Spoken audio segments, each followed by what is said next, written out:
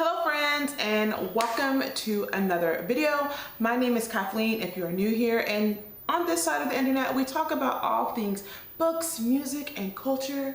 And today is no different because we are going to be talking about all the books that I read in May, and I'm going to be sharing some of my reading stats with you as well. So let's go ahead and jump into it.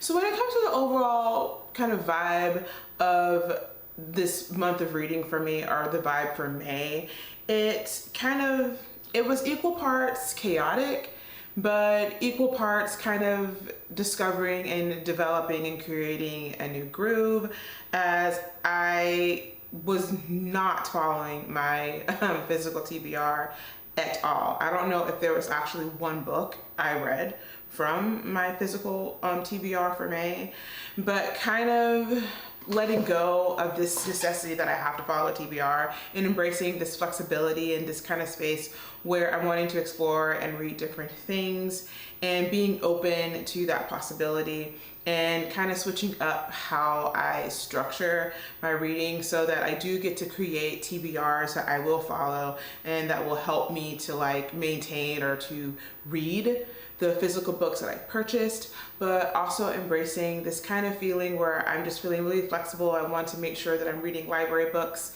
and I want to read more ebooks and such, and just kind of explore different books, different titles, different authors, different genres, and finding a way to balance those two things so that I get the best of both worlds. Also, when it came to the types of books that I was reading this month, I didn't really read from any repeat authors. All the authors that I read this month were authors that were new to me, and that was exciting, as again, I just recently got back into reading, so it's kind of fun to see what new authors are out there and to explore different genres and explore different authors and see what I like and what works for me and what doesn't. Also, and when it comes to like the particular theme for May, I feel like it was all about grief, as I was reading different books that was exploring the concept of grief, expanding the definition of what grief is, what it means, how it's not just particularly tied to grief as in death or the loss of a loved one, but how it can be about a way of life, how it can be a mindset, how it can be your culture, how it can just be so many different things aside from just death, and it encompassing more or less a sense of loss when it comes to particular things, circumstances, ways of being, mindsets, kind of spiritual embodiments of different things. And I thought that that was very fascinating, as I really enjoy reading books that have grief as one of its kind of central or main themes. So that was definitely interesting and very enlightening to kind of delve into more so this month. Now, when we get into the stats and whether I was able to at least hit some of my reading goals, I did a pretty good job. So I did read one nonfiction. I read a memoir, and that was good because I do shoot to read at least one nonfiction book per month. I also was able to read 11 books. So my goal for this month was to read 10 books, and I exceeded that by one and read 11. So for me, good job there. So I feel like I'm on track for my reading goals, even though I didn't really read many books for my physical TBR, and I read 0 books from my planned TBR for the month. But you know, it's all a process, it's all learning, and it's all fun. So it's not anything to get like too like upset about or too kind of frazzled over. It's life. It's a reading hobby. It's not that big of a deal. So that's that. But let's go deeper into my stats, and let's talk about kind of like a good little recap. So again, I read 11 books this month, and that amounted to be 3,445 pages that I read this month. When it came to my average rating, that was a 4.0. I had no DNFs, I had no rereads. I acquired or purchased a total of 6 books, which is low for me, good for my wallet. The number of new releases I read, which I consider to be books that have been released in the year 2025, was 5. I read no series. I read 11 standalones. 3 of the 11 books that I read were books that I physically owned, and 8 of the 11 books that I read were those that were borrowed either from the library or from Kindle Unlimited. The books that had the best trope or twist, it's kind of a tie.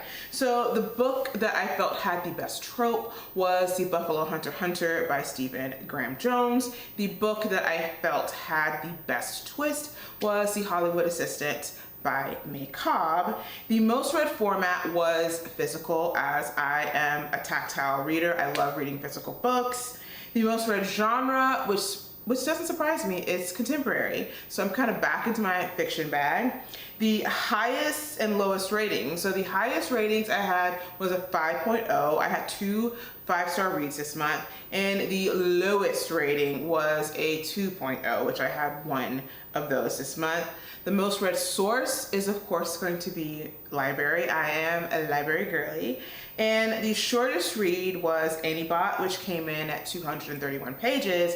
And the favorites, which came in at 437 pages. All right, so now let's dig a little bit deeper into the stats. And I'm gonna look at StoryGraph and look at my stats there. So according to the average time it was taking me to finish my books, it took a little bit longer. It was taking me about an average 9 days. I was a slow but consistent reader this month. Love that for me.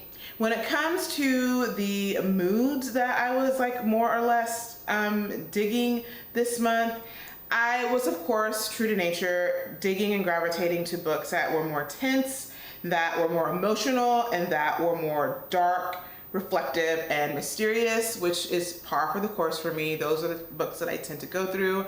I do like more emotional, cerebral, thought-provoking reads, so that is totally on brand for me. Next up, when it came to pace, all the books that I read this month were of a more medium pace, which again, I think is on brand for me. I tend to like books that are not too slow, but not necessarily too fast. So that was on brand as well.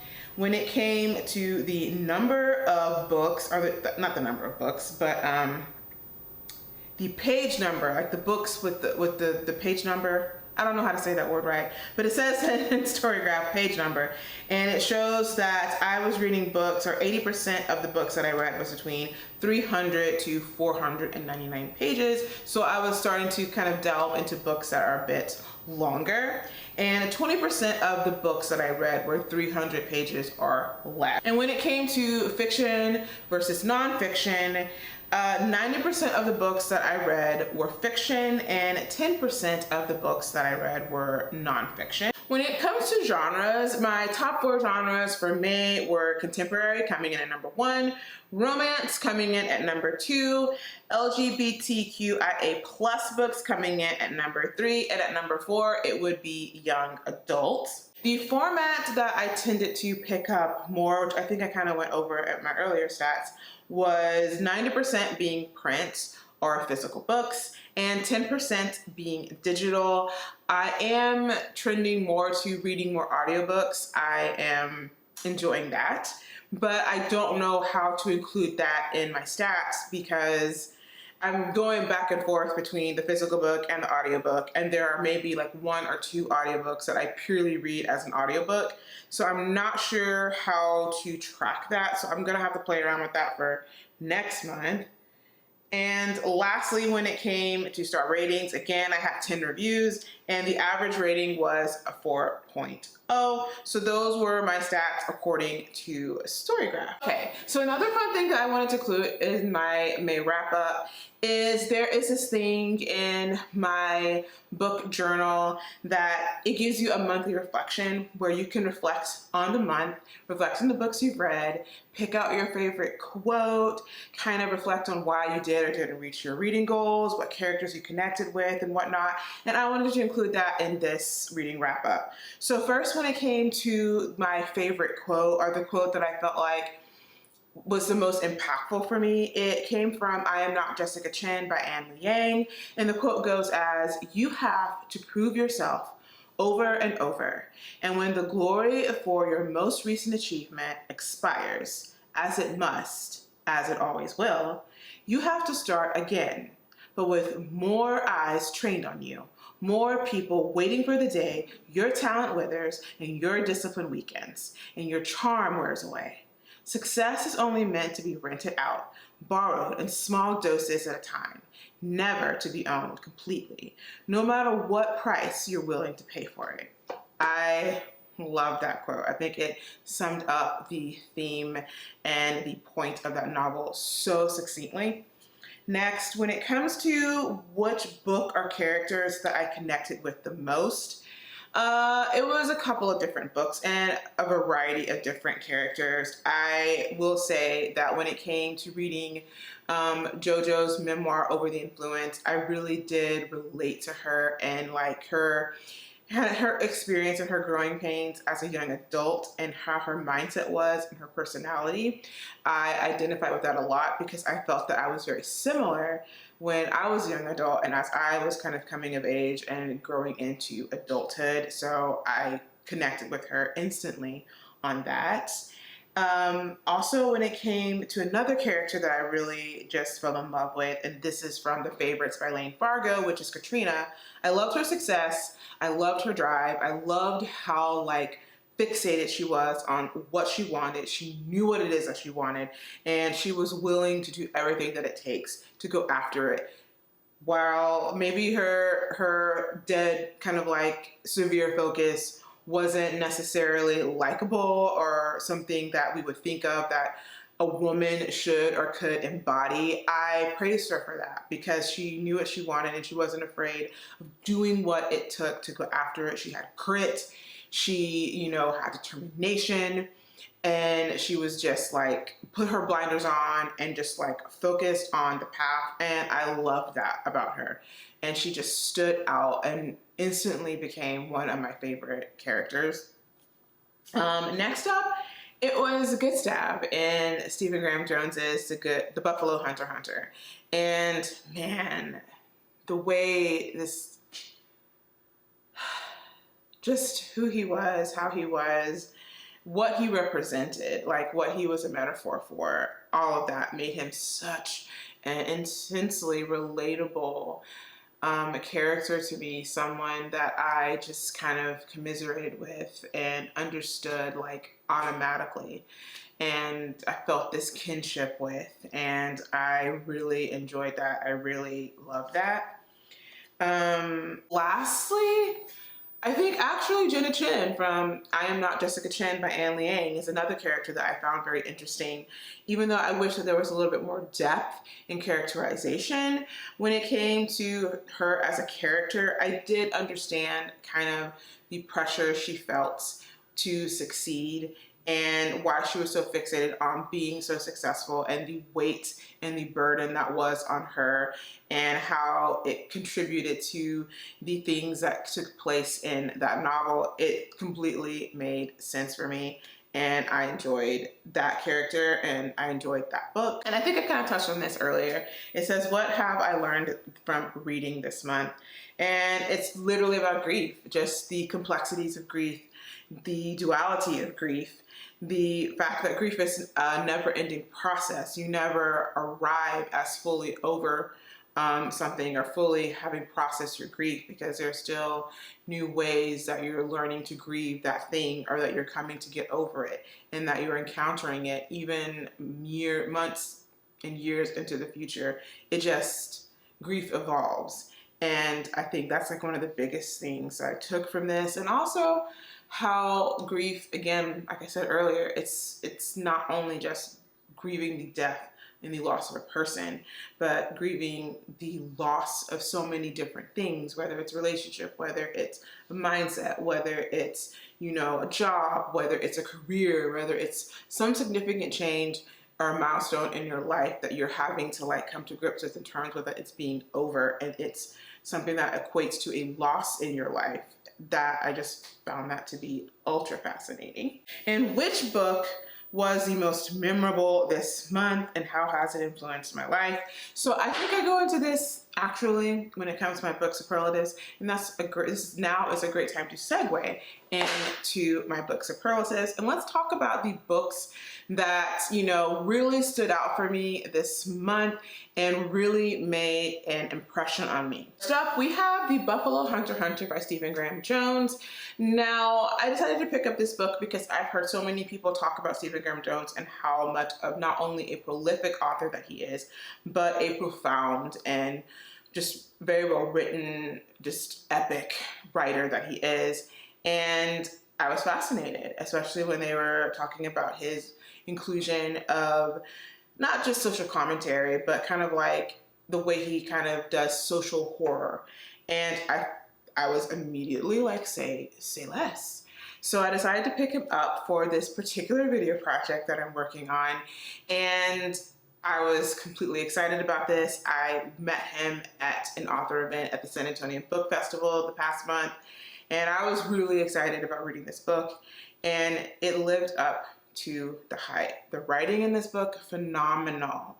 It is so rich with so many different themes in regards to colonialism, in regards to the violence of colonialism, in the metaphors that are just pouring forth from this book. I'm still unpacking so many of the different themes, so many of the different things that he was talking about and covering in this book to this day. And I love that. It's just something that it just keeps unfolding, and I just keep learning from it and unpacking from the themes and the metaphors and just everything in this book. It's so epic. I enjoyed it. Even though I'm a little squeamish when it comes to gore and violence and body horror, and this novel does have body horror, it does have some gore, and it does have some very graphic on-page violence, but I was not like squeamish about it. It didn't freak me out. It didn't deter from the story as well. Matter of fact, I felt that it was done and written so intentionally, so purposefully, and it wasn't done in a gratuitous way. It was relevant to the story, and it really provided depth into the character, into their culture. It was so necessary for this story and the way that it unfolded, and I think it added to the events and to this story. So I actually enjoyed it. I felt like he did such an excellent job of writing these really graphic, horrific scenes in such a way, but he did it, I don't know how to explain it. He did it so well that I wasn't even affected or bothered by it. It was grisly, and I did have visceral reactions at times, but at the same time, it was something so beautiful about it, and I really enjoyed that. I enjoyed his writing, the blend of the kind of cerebral and the deep, epic, complex storytelling with, you can see the kind of lightness and the humor and the way that he has his characters talk and their narrative, and it was well done. I'm impressed. I had a brilliant time with this. I gave this 4.5 stars, and I'm looking forward to delving into his backlist and reading more from this author, because he has instantly become an author to watch for me, with the potential to become my new favorite author, and I am super excited to explore more of his work in the future. Next up, we have my favorite nonfiction book of the month, which is Over the Influence by Jojo Levinesque. And I'm dipping my toe into the world of memoirs because I haven't really been one that likes to read memoirs. I always have the assumption that they're going to be boring, and why would I want to hear about someone's life? But now I'm like, why wouldn't I? I would love to hear about people's experiences, their perspectives, and the things and the circumstances and how life made them the people that they are today, and what they took and they learned from these things. And this memoir was excellent at that. Me being a JoJo fan and loving when she debuted with her music and listening to her, and now enjoying her music as an adult and listening to the new work that she's putting out there. It was so interesting to delve into all the things that happen behind the scenes that we don't see when artists disappear or we don't hear from them anymore, and to learn of all the things that were happening to her and preventing her from actually showing up and being the artist and the pop star that she wanted to be. A lot of the ways that they kind of controlled her image and controlled what she could and she couldn't record, and what she could and she couldn't produce as an artist. I found that to be interesting, being locked into such a strict contract that wasn't allowing her artistic freedom and allowing her to be free to go and move forward in her artistic endeavors and in her career.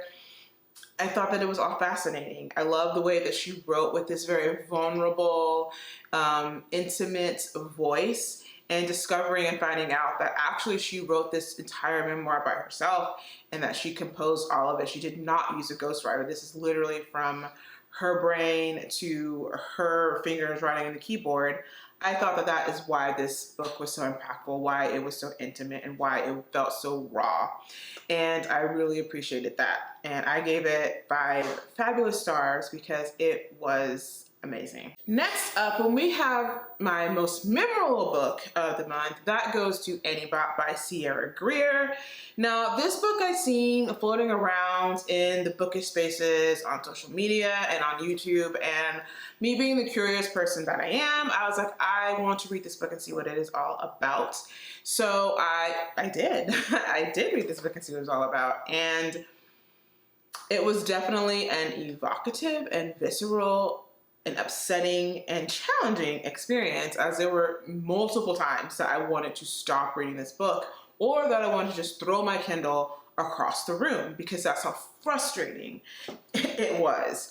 But after completing it and reading it all the way through, I realized and I saw just when it came to it being a brilliant piece of literature and a brilliant piece of work, when it came to the feminist themes that are focused on in this novel, and the fact that this author does want to challenge you and she does want to make you uncomfortable. And the way that she explores these themes and the way that she does that, her choice to kind of feature Annie-Bot and you seeing things and how she's experiencing things and how she's processing things through her voice, it was genius.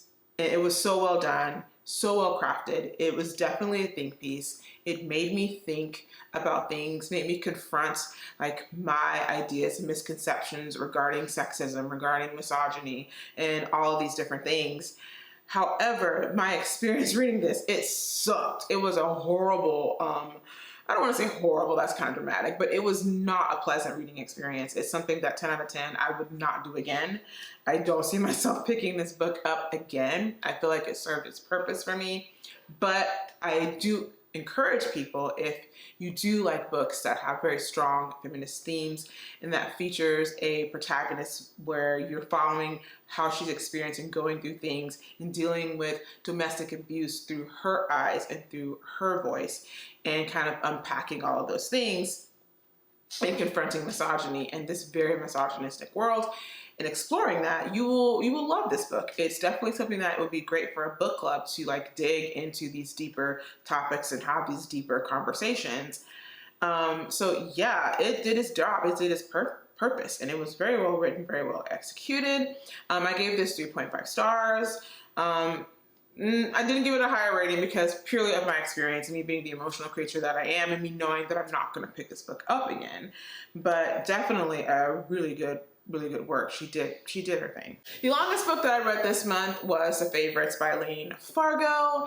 So this has been another like internet sensation at the beginning of the year. It was super popular. Everyone was talking about it. Everyone was reading it. I put it on hold in my library. It took me forever and a day to get my little grimy hands on these books, but when I did, I am glad I did. I wasn't expecting that I was going to like it or even enjoy it. I actually was like, I'm probably not going to like this book. It's probably not going to live up to the hype for me. It's going to be an alright book.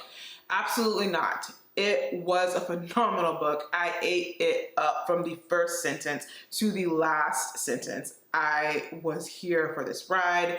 It's something that read like a soap opera. It had everything. It had the jealousy, it had the competition, it had the romance, it had the passion. You know, it had this person's rise to fame and then their sudden fall. It had everything. It literally was a soap opera. But it wasn't the kind of thing that was overly campy. it still had like some very heartfelt topics and some very good complex themes and questions when it comes and pertains to these things regarding success, especially when it comes to women in these competitive fields and the way that they are viewed when they are, you know, doing what they do to become successful, to achieve things, to get a gold medal, to be these competitive athletes, and the way that they're viewed in comparison to their male counterparts.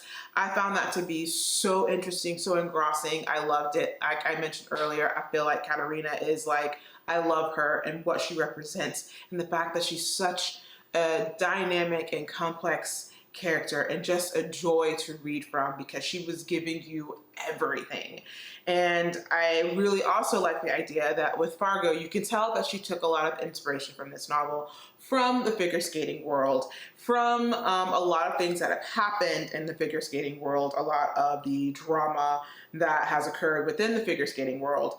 But she doesn't do this thing where it's verbatim and you know that she's obviously talking about this thing, but she puts her own fresh spin on it and creates something totally new and totally different where you can tell that she's inspired by that, but she does her own thing. And I love that. It made it fresh and it made it fun and it made it interesting and compelling to read. I love this book. I gave it 5 fabulous stars. Lastly, when it comes to my least favorite book this month, goes to When Stars Align by Melissa De La Cruz.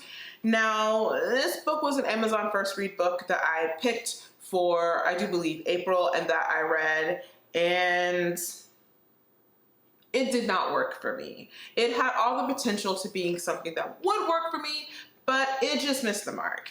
And this is going to sound contradictory because for all the reasons that I loved The Favorites, because it was giving me this epic soap opera drama with all of the jealousy, the competition, and the romance, and all of this stuff, and all things that are typical of like a very good popcorn like soap opera.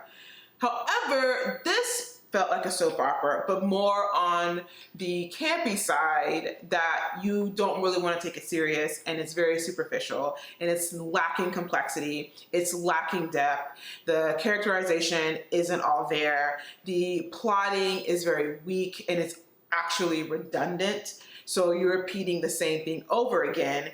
It lacks scope, it lacks depth. It just wasn't enjoyable for me.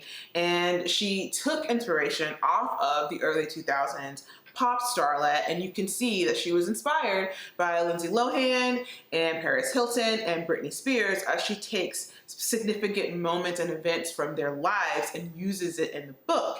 However, instead of doing that in a way where she puts a fresh spin on it, it seems like and it feels she copies it verbatim and puts it in the book and builds a story around it. And that just didn't it didn't make for a compelling read. It kind of felt like fan fiction because we were kind of copy and pasting what happened in these real people's lives and using it in a book to create a story. And it just felt very copy paste. It wasn't that engaging. It didn't have that much depth. I really didn't enjoy it. It didn't work for me. However, I feel like this would be a great book for someone who is returning to reading and wants something that is just easy to pick up, very digestible, pretty fast paced, doesn't like go into too much depth, but allows you or gives you enough information for you to kind of see the gist of what is going on.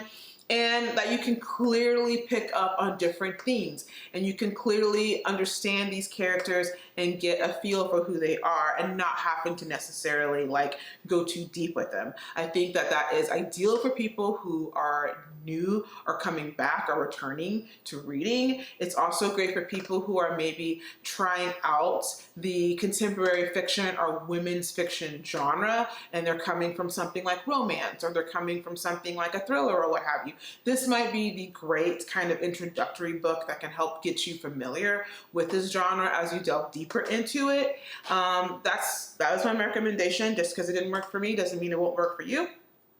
But I did end up landing on a 2-star for this book. All right, now let's talk about the rest of the books that I read this month and my thoughts and feelings for those. So next up we have The Niger Wife by Vanessa Walters, and this is a pretty good time.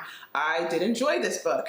So this story, we have a lot of intrigue, a lot of suspense. We have a woman who has disappeared, and this aunt who is frantic to find her niece and find out what is going on and have her returned home safely. And we have a lot of secrets. We have infidelity. We have so many different elements in here. And we're also exploring some things when it comes to kind of like cultural identity, when it comes to, cultural shock, as the main lead in this, or one of the main leads in this story, Nicole, is a British Jamaican woman trying to kind of integrate into the Nigerian society and the Nigerian culture and kind of struggling with that. And I found that to be very fascinating. This book was all right. It was a really good book.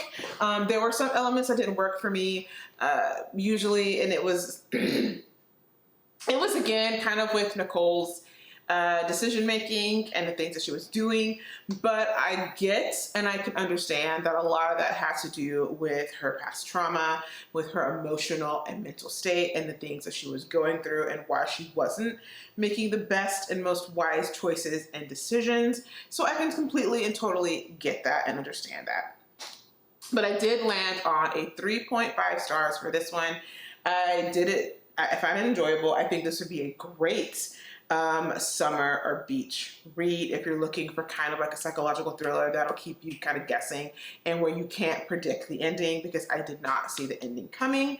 This will be good for you. Next up, we have a young adult dystopian by Ava Reed, Fable for the End of the World. I really enjoyed this book.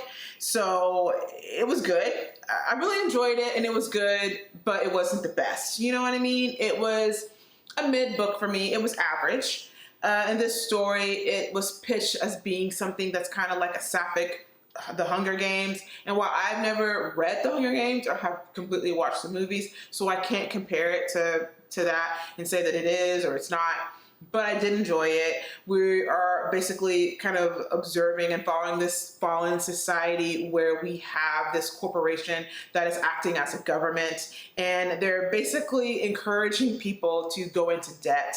And their way of kind of cashing in on that debt is they kind of like tell the people, you owe this money or else, and the people get to decide, well, okay, well, I can't pay that, so what I do, they have this system set up where they can enter a person into this survival race called the Gauntlet. It's all about entertainment, and it's falling into the themes of this novel when it comes to capitalism, when it comes to our society's kind of love of gratuitous violence, our culture of these kind of unhealthy parasocial relationships that we can sometimes develop, and it's providing some apt commentary regarding these themes. I enjoyed it. It was good. It did kind of drag for me a little bit in the middle, and it was fine though. It picked up towards the end, but unfortunately the conclusion, I did not like the conclusion. It left me wanting more. And it was giving me flashbacks of when I finished the Delirium series by Lauren Oliver, specifically the third installment of that series, Requiem. The way that I felt when I finished that series, that is exactly what this book was giving. And I was very upset because I'm like, what was that? But it wasn't enough to kind of dissuade me from like getting the special edition, because I did end up getting the special edition, which it is absolutely stunning. It's beautiful, and the sprayed edges are gorgeous. But yeah, I didn't like the ending, but that's okay. I still like the book. The ending though, just no. I did land on a 3.5 stars for this book. Up, we have The Hollywood Assistant by May Cobb. Now, May Cobb was put on my radar back when I went to the San Antonio Book Festival a couple of months ago, when I saw her in a panel with Ashley Winstead, and they were discussing their newest novels, and she was going to kind of her thoughts and her process for how she builds and creates characters, and just the different things about her writing and her craft. And I found her to be fascinating. I found her to be supremely interesting. And she was talking about how she loved like noir films and how she really loved like the erotic thrillers circa early 2000s. And I knew when she was saying that, and she mentioned the movie Unfaithful, I do believe, I knew when she said that I had to read her book, because Unfaithful is one of my favorite thrillers. And I picked up The Hollywood Assistant, and I was not disappointed, because this book is definitely like an ode to the erotic thriller, an ode to movies like Unfaithful and Fatal Attraction, because it had it all. It had the crazy wild obsession, it had the fatal attraction, it had, you know, the infidelity, it had rich people problems, it had everything. I really enjoyed it.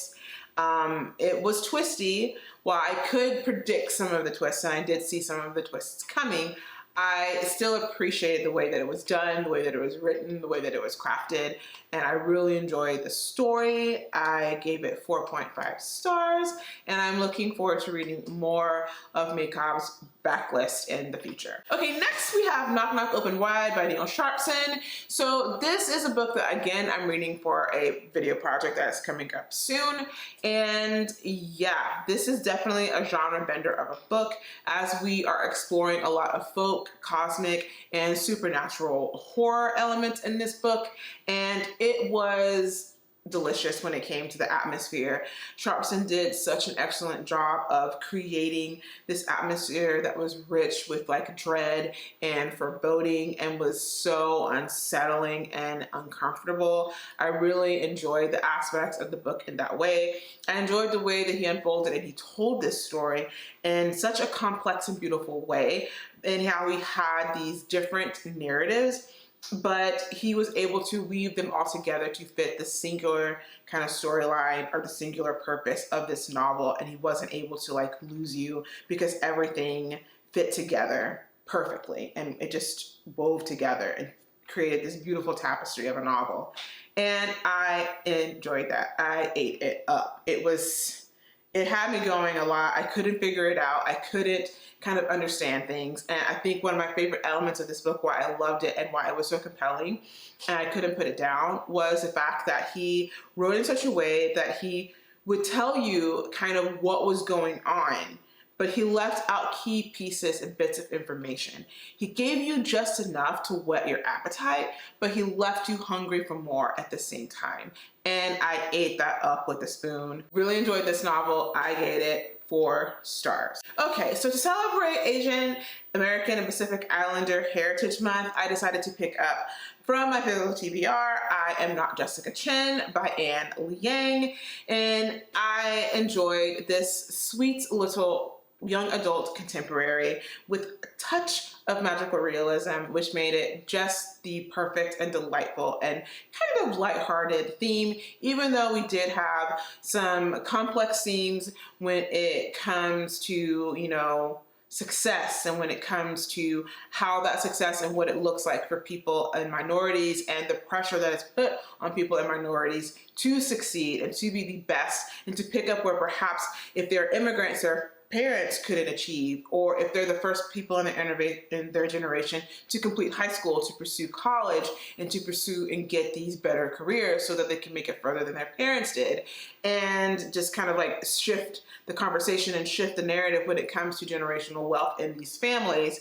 And I found that to be so interesting to read about, and the way that she provided some very apt commentary as a quote that I read earlier in regards to this phenomenon. However, while I had a delightful time with this book, it had a very cute romance that I wasn't expecting that came out of this story. I did feel like we could have gone a little bit deeper into these topics, and we could have, you know, add a little bit more depth to the themes, add a little bit more depth to the characterization, so that it wouldn't feel so superficial and kind of like we flied and we breezed through all of these complex themes, but we spent a good amount of time truly exploring them and building them out to fruition. Because I do feel like when it got towards the end, things were a little bit rushed, And I would have appreciated us kind of slowing down and really working through many of these concepts and much of what was going on to justify how things kind of landed and how things happened and how things went down in the end. Other than that, this was a delightful book. Highly recommend, especially for parents to read with their young adults to kind of get a better understanding of what it feels like to be a student and to kind of study and how success looks like for you as when it comes to your academics and the pressure that they feel. This would be a great idea to read with them to kind of start an open conversation with your young adult about these things, about these concepts, and kind of redefining and having frank discussions about what success looks like. I ended up giving this a 4. The last book that I read this month was You Made a Fool of Death with Your Beauty by Akwake Emezi, and this was such a good book. It was equal parts heartfelt and just, I don't know, just it felt light at the same time, but it managed to handle complex kind of conversations and complex themes regarding grief, regarding healing, regarding starting over, regarding love and the way that it can manifest. And I really enjoyed that. I appreciated it. It really did challenge me when it came to the way that love presents itself and that concept of what second chance is and what that's going to look like and how it's not always going to follow the path or look like the way that you think it would look, and the importance and the beauty of having a soul connection with a person and what that looks like and the form that that can and may take. It beautifully illustrates the grieving process when it comes to, I would say, spousal grief and just grief or death of the loss of any loved one and what that path looks like, the psychological elements of that, the emotional and mental baggage that comes with that, and how it permeates into all areas of your life and really has a lasting impact on you. And again, how grief is something that is evolutionary. It's not necessarily you grieve one day and then eventually you stop. It's something that evolves and changes with you as you begin to just live life without this person that you were expecting to do life with for a long period of time. It's just getting used to that in a new way. I really enjoyed this. I do have thoughts about how everything happened. I do have some questions, and I do have things to say about, certain characters in the book. But I really enjoyed it. It was a great time, and I look forward to reading more of her work. I ended up giving this a 4 stars. So those are all the books that I read in May, and those are all of my thoughts and feelings about it. Let me know in the comments what your surprises were for May. What were the books that were your wins? What were the books that were your losses? And what the books that you don't want to talk about? Let me know in the comments below. Make sure that you like and subscribe to this channel so that you can see all my future videos and keep up with what's going on here on this channel. And until next time, happy reading, friends. Bye.